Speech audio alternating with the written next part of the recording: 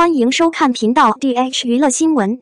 订阅频道，不要错过当天最热门的新闻。我们今天的时事通讯涵盖以下内容：肖战、张艺兴、杨洋被点名批评；广电7大改动，流量明星不能当主角；肖战、张艺兴、杨洋被点名批评；广电有7大改动，流量明星不能当主角。最近，李想导演在自己的社交平台上发表了广电开会的内部讲话，其中点出2023年娱乐圈将迎来7大改动，与影视剧息息相关，而有多名流量明星也被点名批评，其中出演了军旅和警察题材的多名流量明星被点名。另外，以后的军旅剧不可以再有小鲜肉，抨击了演员过于偶像化，在表演时做作，过于脸谱化，脱离于现实情况，造成了观众的误解。那么有哪7大改动？1. 禁止过于追求流量化。很多正剧包括军旅题材找了流量明星，实际上剧情十分偶像化，就相当于披着军旅的皮谈了一场恋爱，为了追求流量与收视率，写的爱情戏离谱失真。在此，广电还内部点名批评了多位明星，比如肖战、张艺兴、李易峰、杨洋、白敬亭等人，他们在剧中的角色脱离现实，剧情太套路了，将角色太偶像化，失去了角色本身的魅力。这几位流量明星都是演过军旅、警察题材的角色。其中广电特别点名《扫黑风暴》，认为这部剧中的剧情没有问题，但是总体阴柔过度，缺少阳刚之气，没有真正展现警务人员的风采，还特意表扬警察荣誉的表演，认为十分接地气又鲜活。另外，广电表示今后所有军旅剧演员至少要进行15天以上的军训。2. 审美畸形。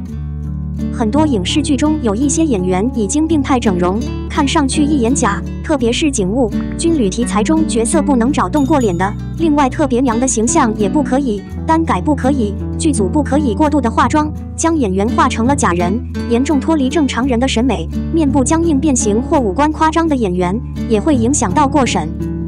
3. 古装。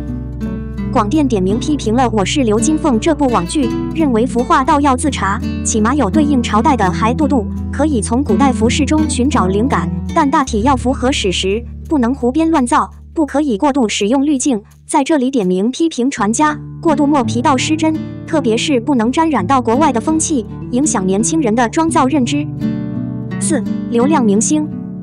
现在流量明星由于热度大，手中的资源都不错。2023年以后，凡是唱跳综艺的偶像，不可以当男1号或女1号，可以饰演配角，这一步就有很大的限制。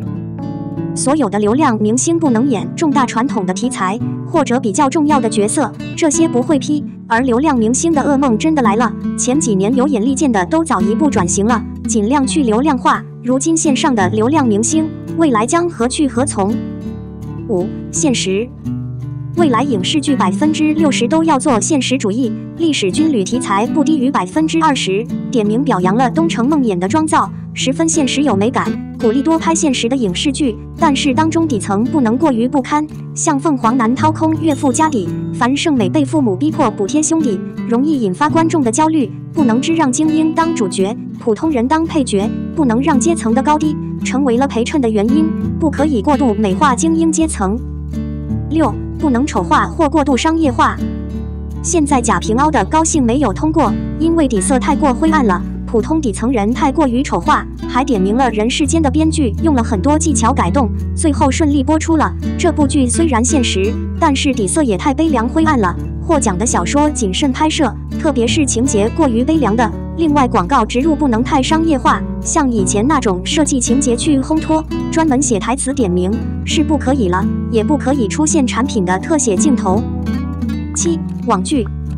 之前网剧算是比较松的，而现在网剧的要求也不低，像甜宠言情剧、悬浮的魔幻剧等数量要减少，不能过于浮夸，情节不能太夸张，单改百合之类都不可以。服化妆要自查，片名要有思想性，古装仙侠剧的过审难度将增加，整体纯网剧的备案号都会减少。另外，如果3次审核不过，片子就不要再送上去了，没有播出的可能了。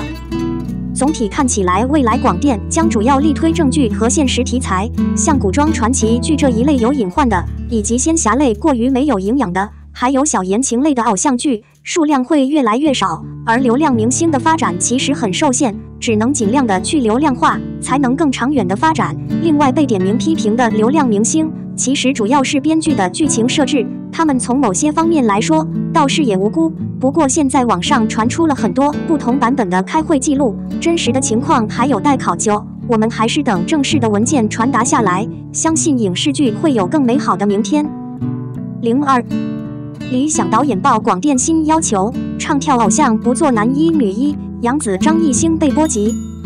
娱乐圈算是个小型的社会，在这里就业的人需要遵循圈子的规定，一旦做了出格的事情，那就不好意思，只能让位给更有能力的艺人。规定也不是一成不变的，会随时随地做出更改。改变之前，广电总局也会下发要求，约谈有问题的人，表现好的也会提出表扬。不知道从哪里听到消息的汪海林导演，在一个人社交平台透露，杨颖将不能再署名 Angelababy 了，还说辣目杨紫也必须叫中国名。因为广电总局下了要求，不允许艺人叫外文名或者是接近外文名的艺名。此事在网上转得沸沸扬扬之后，理想导演也爆出了广电新要求，里面涉及了流量艺人、古装剧、仙侠剧等各个方面，连杨紫和张艺兴都被波及到了。广电总局针对军旅化的作品提出，禁止披着军旅皮谈恋爱的剧，更不能用小鲜肉肖战、李易峰、张艺兴、白敬亭等演的军旅剧都遭受到了批评。古装剧的话更要求更严，对服装、道具、剧本等多方面都要自查自纠。那些整容过度、化妆过度的艺人是坚决不能用的，用了的话也一定通不过。除了以上提到的那些之外，针对唱跳综艺偶像这一块也有约束。之前很多的导演为了提升作品的口碑和热度，特意请一些唱跳爱豆担任剧中重要角色，可现在明确提出这类人唱跳偶像不要做男一女一。即便有些导演让这样的人担任了男一女一，最后也不会批准，可以说是白费功夫。流量明星的话更不能演重大的题材，主创还的是让老戏骨。杨紫、张艺兴合作的《苍穹之北》正好处在这个风头上，所以被叫停了。两位艺人辛苦了很长时间准备剧本，结果却被莫名其妙的波及到，估计他们团队的人肯定也很难过。大家心里很清楚，该作品是广电总局打造的重点项目，现在被叫停只是一时，说不定过了这个风头之后还会重启。杨紫和张艺兴也不要太难过了，做好随时开机的准备，我们永远等着他们。虽然我们不太清楚理想导演爆出来的这个广电新要求到底是不是真的要履行，可他既然已经发出来的话，那就8九不离10了。一旦新要求实施，流量明星和靠着唱跳综艺走红的偶像们也就失去了很好的市场，迎接他们的只能是不断的学习，不然就是被市场所淘汰。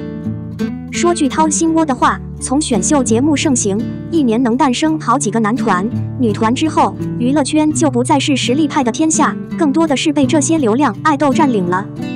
新要求的出现就是捍卫了这些实力派的权益。想要拍影视剧没问题，先提升自己的业务能力，不要觉得自己是流量艺人就可以为所欲为。娱乐圈还是个讲王法的地方，不然的话怎么能服众？不知道大家听到这个新规后是怎么想的？我们的新闻部分文此结束，欢迎把你们的想法留在评论区，大家一起讨论一下。欢迎，也别忘了帮我点个赞加关注谢谢大家。